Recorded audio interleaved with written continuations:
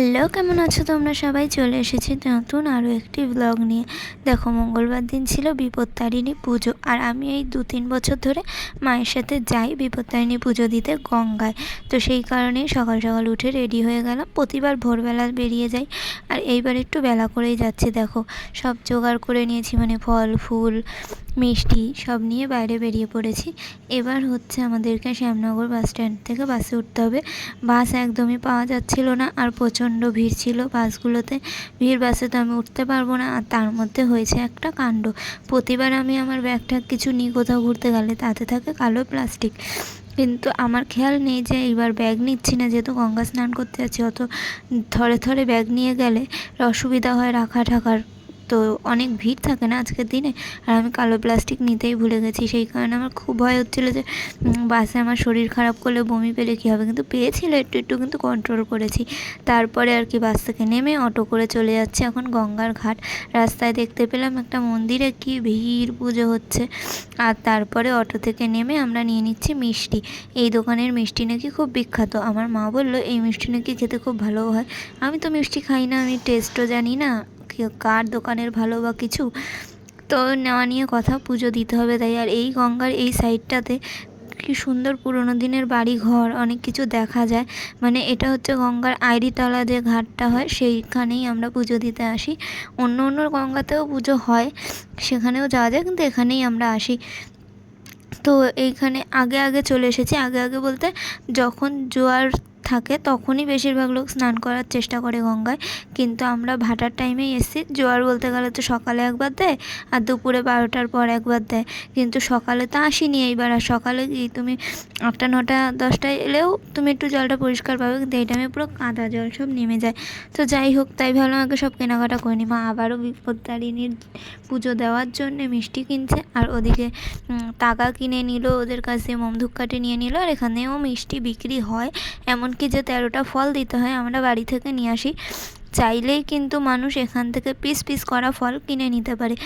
আর এই যে রথটা দেখছো, এই রথটা প্রতি বছর এখানে পাতানো হয়। জানি না আদার্স টাইম এখানে থাকে কি না, কিন্তু এই রথের মধ্যেও কিন্তু একই পুজো হচ্ছে জায়গায় জায়গায়। মানে ধরো 10টা ব্রাহ্মণ, 100টা ব্রাহ্মণ, সবাই নিজের ঠাকুর, কেউ ছবি পাতিয়ে নিজের মতো ছাউনি করে পুজো দিচ্ছে। যে যেখানে পেরেছে লাইন দিয়ে বসে পড়েছে।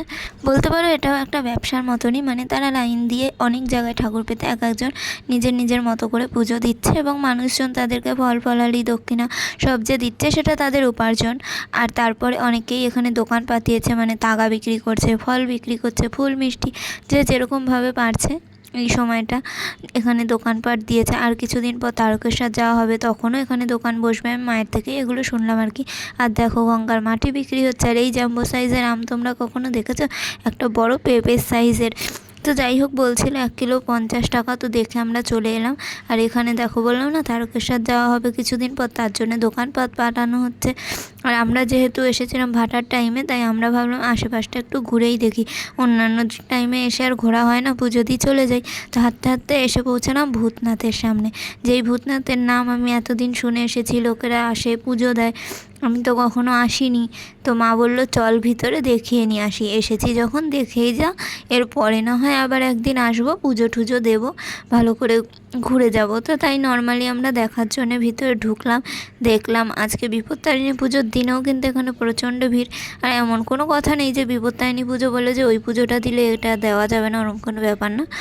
তো যাই হোক, আমরা তো এসেছি গঙ্গা স্নান করে তবে বিপত্তারিণী পুজোটা দেবো, কিন্তু তার জন্য এখানে এমনি দেখে গেলাম।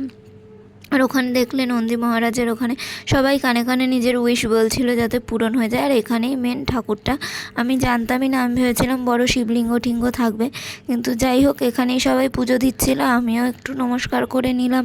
আর ফার্স্ট টাইম আমি এখানে এসেছি, এতদিন শুধু নামই শুনেছি। আর এখন দেখো আমার মা নন্দী মহারাজের কাছে কানে কানে মন্ত্র বলছে, মন্ত্র বলতে নিজের উইশটা বলছে। আমি তো জানি মা কী বলছে, আমার একটা সুস্থ সতেজ জলি একটা দুষ্টু নাতি চাই, নাতিটা যেন হয় তাড়াতাড়ি, এটাই হয়তো বলছে, কারণ মা এটা ছাড়া আর কী বা বলবে। তো যাই হোক, এখানে আমরা আর একটা মন্দির দেখতে পেলাম, কী মন্দির ভুলে গেছি, কিন্তু দেখে তারপর চলে এলাম আম কিনতে। মানে একটা আম আমরা নিয়ে নিলাম এখান থেকে, এটার দাম নিয়েছিল 40 টাকা, কারণ ওজন 1 কিলোর থেকে একটু কম হয়েছিল। তারপরে আমরা হাঁপিয়ে গেছি, যেহেতু সবাই উপোস করে আছি, তো এই গঙ্গার পাড়ে বসে বসে উপভোগ করছিলাম বাইরের দৃশ্য। আর সেদিন প্রচণ্ড রোদ ছিল। অন্যান্যবার বৃষ্টি হয়, আমরা যতবার যাই বৃষ্টি হয়, এবার বৃষ্টি হয়নি, কড়া একদম রোদ। তো এই বসে রয়েছি গঙ্গার পাড়ে, যে কখন জোয়ার আসবে তখন আমরা স্নান করব, তারপর পুজোটা দেব। আর গঙ্গার পাড়ে এই যে কত মানুষ, দেখো এই বিপত্তারিণী পুজোর দিন একটু বেশি ভিড় হয়। আর তাছাড়া হচ্ছে গিয়ে গঙ্গায় স্নান করাটাও আমার পক্ষে খুব ডিফিকাল্ট, কারণ হচ্ছে গিয়ে এই সময়টা এত ভিড় থাকে, লোকজন, তারপরে হচ্ছে গিয়ে সবাই গঙ্গার পাড়ে দাঁড়িয়ে দাঁড়িয়েই স্নান করছে, জামা কাপড় ছাড়ছে, ভিডিও করা তো আরোই যায় না, যে কখন কার কী উঠে যায়। তারপরে আমি খেয়াল করলাম না, হয়ে গেল গন্ডগোল। তো যাই হোক, অনেক রিস্ক। আর মাকে বললাম যে তুমি আমার একটু ভিডিও করে দাও, আমি তোমার একটু করে দিচ্ছি, তারপর ফোন ব্যাগে ঢুকে তাড়াতাড়ি করে দুজনে স্নান করে জামা কাপড় ছেড়ে নেবো। ওখানে বাথরুম আছে অবশ্য, কিন্তু তবুও ওই বাথরুমে গিয়ে একসঙ্গে এত লোকের মধ্যে আমার তো বাবা কেমনই একটা লাগে, কিন্তু কিছু করার নেই, করতে তো হবেই, ঠেলায় পড়লে সবই করতে হয়। এখানে আমরা এখন ড্রেস চেঞ্জ করে এখন যাব বিপত্তারিণী পুজো দিতে। অনেকেই কিন্তু বলে বিপত্তারিণী পুজোটা হচ্ছে মেনলি ঘটিদের পুজো। আমি বুঝি না পুজোর আবার ঘটি বাঙালির কী আছে। যদিও বা মানুষ হিন্দু মুসলিম বলতো, মানতাম যে হ্যাঁ হিন্দুরা পুজো দেয়, মুসলিমরা পুজো দেয় না, সেটা আমি মানতাম, কিন্তু ঘটি বাটির কী সমস্যা আমি জানি না। আমার মাও বলছিল বেসিক্যালি এই পুজোটা দেয় হচ্ছে গিয়ে ঘটিরা, বাঙালরা দেয় না।